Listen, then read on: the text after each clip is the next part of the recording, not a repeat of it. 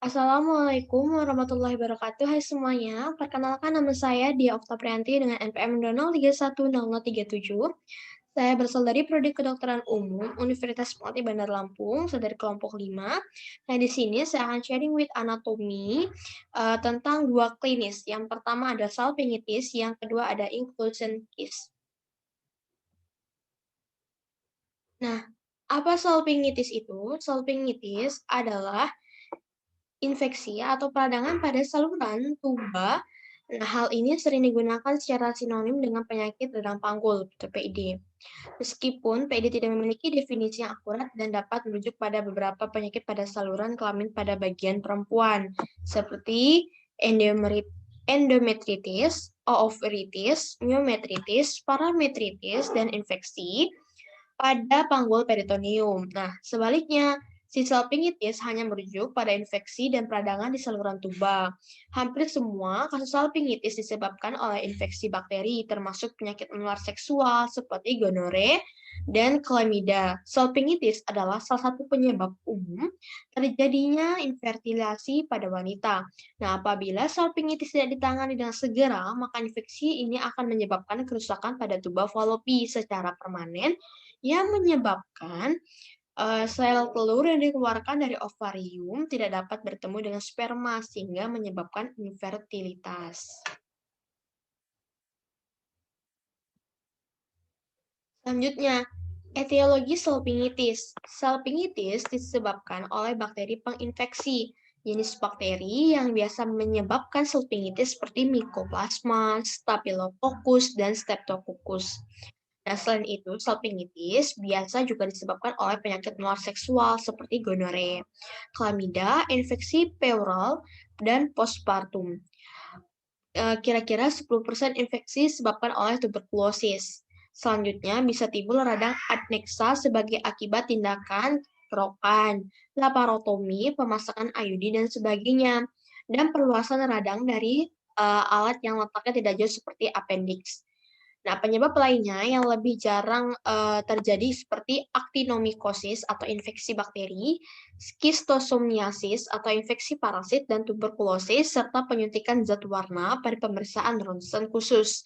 Beberapa bakteri yang paling umum bertanggung jawab untuk penyakit salpingitis ini meliputi chlamydia, gonococcus yang menyebabkan gonore, serta mycoplasma, staphylococcus, dan streptococcus. Nah, patofisiologi dari salpingitis. Nah, salpingitis ini biasanya terjadi infeksi yang berawal pada bagian vagina dan menyebar ke bagian tuba falopi. Nah, infeksi dapat menyebar melalui pembuluh getah bening. Infeksi pada salah satu tuba falopi biasanya menyebabkan infeksi yang lain. Jadi, jika salah satu tuba falopi ini mengalami infeksi, maka kemungkinan besar ya akan terjadi infeksi lagi pada bagian yang lainnya.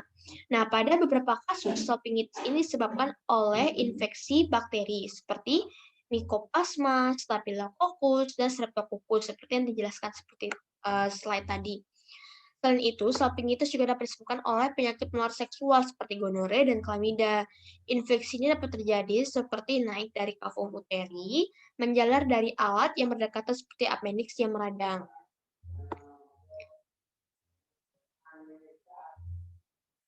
Selanjutnya, hematogen terutama salpingitis tuberkulosa. Salpingitis biasanya bilateral. Bakteri yang diperkenalkan dalam berbagai cara, termasuk hubungan seksual, penyisipan sebuah IUD, yaitu perangkat intrauterus, keguguran, aborsi, melahirkan, apendisitis. Nah, dari keenam ini dapat yang menyebabkan salpingitis. Selanjutnya, epidemiologi salpingitis. Lebih dari 1 juta kasus salpingitis akan dilaporkan setiap tahun di Amerika Serikat. Namun jumlah insiden ini mungkin lebih besar karena metode pelaporan tidak lengkap dan terlalu dini, dan bahwa banyak kasus juga dilaporkan pertama ketika penyakit itu telah pergi begitu jauh bahwa mereka telah mengembangkan kronis komplikasi. Bagi wanita yang usia 16-25 tahun, salpingitis adalah infeksi serius yang paling umum yang mempengaruhi sekitar 11% dari wanita usia reproduktif. Salpingitis memiliki insiden yang lebih tinggi di antara anggota kelas-kelas sosial ekonomi rendah. Nah, namun hal ini dianggap sebagai akibat dari debut seks sebelumnya. Beberapa mitra dan kemampuan rendah untuk menerima perawatan kesehatan yang layak bukan faktor resiko independen untuk salpingitis. Sebagai akibat dari peningkatan resiko karena beberapa mitra, prevalensi salpingitis tertinggi untuk orang yang berusia 15-24 tahun. Penurunan kesadaran, gejala, dan kurang kemauan untuk menggunakan alat kontrasepsi juga umum dalam kelompok ini, yang meningkatnya terjadi salpingitis. Nah, faktor resiko salpingitis, resiko pada wanita yang tidak menikah, hubungan seks di usia muda, dan punya pasangan lebih dari satu. Infeksi dapat mencapai tuba bila aliran menstruasi berbalik atau terbukanya serviks pada saat menstruasi. Faktor lain yang termasuk prosedur pembedahan di mana melewati serviks, misalnya endometrial biopsi, kuret, histeroskopi. Nah, risiko lain yang terjadi suatu faktor dalam vagina dan serviks yang menyebabkan organisme penginfeksi atau berimigrasi naik ke tuba, misalnya pemberian antibiotik lokal, ovulasi, menstruasi, penyakit menular seks atau PMS atau sexual transmitted disease atau STD. Terakhir, dari hubungan seks dapat memfasilitasi penyebaran penyakit dari vagina menuju tuba, seperti kontraksi uterus, sperma ikut membawa agen ke arah tuba.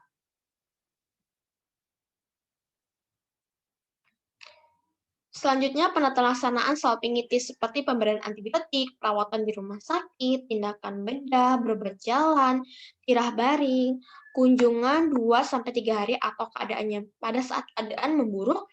Selanjutnya, bantu mencapai rasa aman pada saat si pasien ini secara psikologi. Habis itu terakhir adalah pemberian konseling dan edukasi. Selanjutnya, komplikasi salpingitis. Yang pertama, infeksi dapat menyebar struktur di dekatnya seperti indung telur atau rahim. Nah, infeksi pasangan seks, mitra wanita atau mitra pria bisa mengontrak bakteri dan terinfeksi juga. Tuba ovarium abses, sekitar 15% dari wanita dengan salpingitis mengembangkan abses yang membutuhkan rawat inap. Selanjutnya, kehamilan ektopik, tabung falopi diblokir mencegah telur dibuahi memasuki rahim. Embrio kemudian mulai tumbuh di dalam ruang terbatas dari tuba falopi. Risiko kehamilan ektopik untuk wanita dengan salpingitis sebelumnya atau bentuk lain dari penyakit radang panggul, contohnya PID, adalah sekitar dari 20%. Nah, pencegahan salpingitis yang pertama, lakukan kegiatan seksual yang sehat. Pemeriksa kesehatan rutin, lakukan pemeriksaan ginekologi maupun tes infeksi menular seksual. Jika segera terdapat kelainan yang mengacu pada salpingitis, segera temui dokter. Jika merasakan gejala radang panggul atau infeksi menular seksual yang mengacu pada salpingitis. Selanjutnya, selain terbuka mengenai sejarah infeksi menular seksual, salah satu tindakan pencegahan yang dapat menyelamatkan kesehatan bersama. Yang selanjutnya, kebiasaan kebersihan yang sehat, hindari mencuci vagina atau vaginal douching, dan bilaslah alat kelamin dari arah depan ke belakang sesuai buang air. Contohnya, maksud dari kebiasaan kebersihan yang sehat, maksudnya tidak mencuci vagina atau membersihkan vagina dengan air yang dapat mengandung bakteri, yang dapat mengakibatkan terinfeksi bakteri. Selanjutnya, hindari berhubungan seksual beberapa saat, khususnya saat persalinan, keguguran, aborsi, dan setelah melalui prosedur ginekologi lain. Nah, prognosis salpingitis bergantung pada usia dan faktor resiko pasien, namun kebanyakan pasien dapat sembuh dengan baik. Resiko komplikasi salpingitis adalah infertilitas, abses tuba ovarium, dan kehamilan ektopik. Nah, selanjutnya saya akan menjelaskan klinis yang kedua, yaitu kista epidermoid atau inclusion cyst. Nah, kista epidermoid ini merupakan suatu massa kistik yang dilapisi oleh epitel gepeng yang disertai adanya struktur adnexa seperti kelenjar sebasea, rambut, folikel rambut, serta struktur lain seperti tulang, otot, dan kartilago. Secara histopatologi, kista epidermoid ini terdiri dari 3 jenis, yaitu kista epidermoid, dermoid, dan teratoid. Kista epidermoid ini mencakup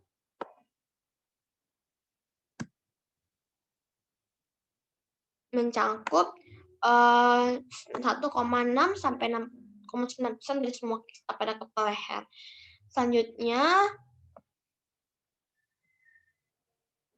Nah, etiologi kista epidermoid. Kista epidermoid adalah proliferasi sel epidermoid permukaan yang terimplantasasi dalam sebuah ruang terbatas di dalam dermis. Nah, proses ini dapat terjadi secara spontan atau sporadik dari sekuentrasi epidermis selama periode embriogenesis atau sumbatan folikel atau akibat implantasi elemen epitel secara traumatik atau bedah. Nah, kista epidermoid berasal dari infundibulum folikel. Karena itu, sumbatan pada unit pilosebasea atau lubang folikel juga dapat menyebabkan kista epidermoid. Seperti ditemukan pada pasien acne vulgaris, implantasi epitel yang menimbulkan kista epidermoid juga dapat berasal dari luka ketika bercukur atau gigitan serangga. Patofisiologi kista epidermoid. Kista epidermoid berasal dari sel epidermal yang mempenetrasi ke dalam kulit dan bermultiplikasi membentuk dinding kista. Karena dinding kista dilapisi epitel gap yang bertingkat, lapisan keratin akan terakumulasi dalam kista. Permukaan dalam kista dapat berhubungan dengan permukaan kulit melalui orifisium yang berisi keratin yang disebut dengan punctum. Karakteristik ini merupakan tanda khas dari kista epidermoid. Sumbatan folikel adalah faktor penting dalam patogenesis kista epidermoid. Hal ini dapat dijumpai pada pasien acne vulgaris yang dapat memiliki kista epidermoid multiple yang berasal dari komedon. Oklusi folikel juga dapat disebabkan oleh proses jinak ataupun ganas yang mempengaruhi atau berada di dekat unit pilosebasea. Selanjutnya, epidemiologi kista epidermal. Kista epidermoid ditemukan pada rentang umur yang luas, yaitu antara lahir hingga 72 tahun. Tetapi mayoritas pada dekade ketiga dan keempat. Milia yaitu kista epidermoid kecil temporer umum terdapat pada bayi baru lahir. Nah, kista epidermoid terutama ditemukan pada jenis kelamin 2 kali lebih umum daripada wanita. Tidak terdapat predileksi ras tertentu. Pigmentasi pada kista epidermoid lebih umum ditemukan pada individu berkulit gelap, orang yang terkena trauma kulit, infeksi HPL, jerawat, atau paparan yang berlebihan terhadap matahari lebih berisiko mengalami kista epidermoid. Kista ini sering terjadi pada pria berusia 30-40 tahun. Meskipun menyerang siapa saja, orang yang memiliki kulit berjerawat memiliki risiko lebih tinggi untuk mengalami kista epidermoid. Faktor risiko dari kista epidermoid. Orang yang terkena trauma kulit, infeksi HPV, jerawat, atau paparan berlebih terhadap matahari lebih berisiko mengalami kista epidermoid. Kista ini lebih sering terjadi pada pria berusia 30-40 tahun, meskipun bisa menyerang siapa saja, orang yang memiliki kulit berjerawat memiliki risiko lebih tinggi untuk mengalami kista epidermoid. Penata laksanaan kista epidermoid. Penata laksanaan definitif untuk kista epidermoid adalah eksisi bedah.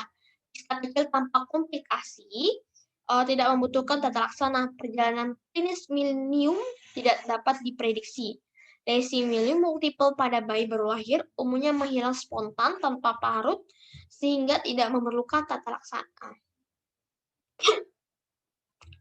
Komplikasi kista epidermoid. Sejumlah komplikasi yang dapat terjadi pada kista epidermoid adalah peradangan pada area sekitar kista, infeksi terutama akibat memencet kista sampai pecah, kista tumbuh kembali terutama bila tidak ditangani dengan operasi atau pembedahan. Selanjutnya, prognosis kista epidermoid. Prognosis kista epidermoid ditentukan berdasarkan ada tidaknya komplikasi, rekurensi, dan risiko kista berkembang menjadi keganasan. Risiko komplikasi, rekurensi, dan perkembangan kista menjadi ganas relatif rendah. Selanjutnya adalah pencegahan kista epidermoid, itu melindungi kulit dari paparan sinar UV, matahari menggunakan topi, kacamata hitam, tabir, dan tabir surya. Jangan mencoba mengeluarkan kista sendiri agar tidak terjadi infeksi atau kekambuhan. Maksudnya adalah memencet kista tanpa adanya prosedur operasi ataupun pembedahan. Baik, terima kasih untuk semuanya. Kurang lebihnya saya mohon maaf. Semoga bermanfaat bagi semuanya. Wassalamualaikum warahmatullahi wabarakatuh. Terima kasih.